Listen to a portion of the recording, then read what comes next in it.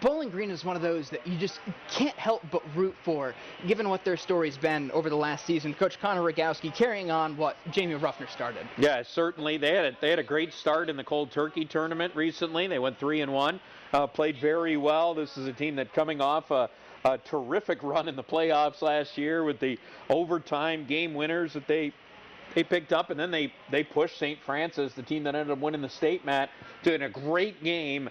Really that was a tie game in the third period. So Bowling Green is a team that keeps getting better. Their lines, they keep adding players, and it's worked out for them very well.